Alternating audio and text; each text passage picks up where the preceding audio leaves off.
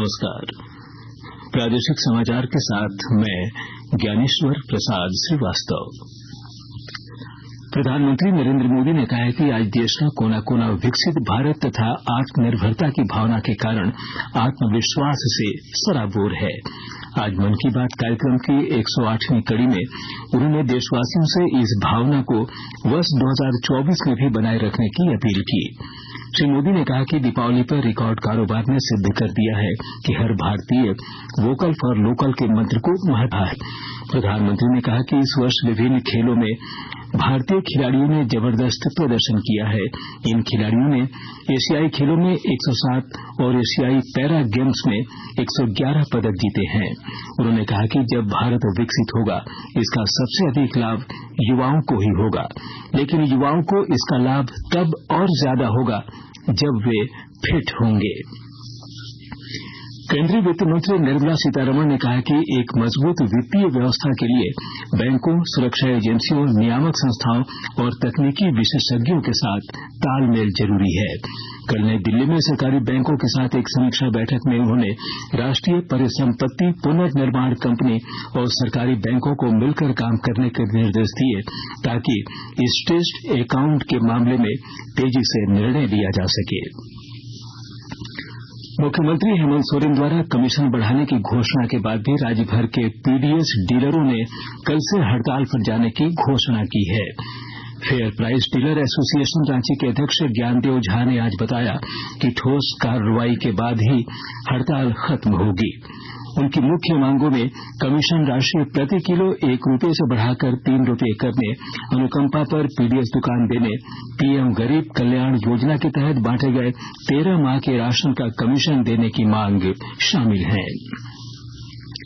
धनबाद के उपायुक्त वरुण रंजन के निर्देश पर जिले के सभी पिकनिक स्पॉट पर दंडाधिकारियों की प्रतिनियुक्ति कर दी गई है। इसके तहत 2 जनवरी तक मैथन डेम, तोपचांची झील और भटिंडा फॉल परिसर में दंडाधिकारी के साथ पुलिस बल तैनात रहेंगे। इसके अलावा किसी भी आपातकालीन स्थिति से निपटने के लिए सिविल सर्जन चिकित्सकों की टीम की प्रतिनियुक्ति करेंगे और सभी स्वास्थ्य केंद्र एवं उप स्वास्थ्य केंद्र में 24 घंटे चिकित्सक और नर्स की उपलब्धता सुनिश्चित कराएंगे। धनबाद जिले में कोयले के अवैध कारोबार के खिलाफ जिला प्रशासन लगातार कार्रवाई कर रहा है।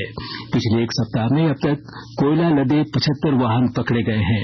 उपायुक्त वरुण रंजन ने बताया कि जिला खनन टास्क फोर्स ने कल रात भी 75 टन अवैध कोयला लगे 2 वाहनों को जब्त किया है।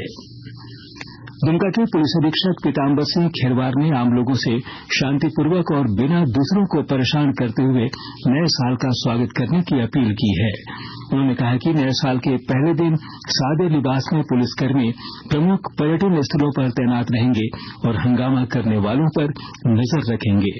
उपराजधानी दुमका में नए साल के स्वागत की तैयारी जोरों पर है।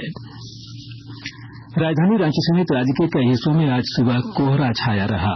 मौसम विभाग ने अगले 2 से 3 दिनों तक सुबह में कोहरा, बादल छाए रहने और हल्की बारिश होने का अनुमान व्यक्त किया है।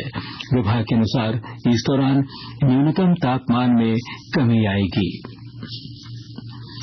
पेरिस में अगले वर्ष जुलाई अगस्त में प्रस्तावित ओलंपिक में प्रवेश के लिए झारखंड में आयोजित की जाने वाली हॉकी क्वालीफायर के लिए भारतीय महिला हॉकी टीम के 18 सदस्यों की घोषणा कर दी गई है। यह प्रतियोगिता अगले महीने रांची में 13 से 19 नवंबर तक खेली जाएगी। इस प्रतियोगिता में 8 टीमें हिस्सा ले रही हैं। प्रतियोगिता का शीर्ष 3 टीम को 2024 के पेरिस ओलंपिक में प्रवेश मिलेगा। इसके साथ ही आकाशवाणी रांची से प्रादेशिक समाचार का ये बुलेटिन समाप्त हुआ। नमस्कार।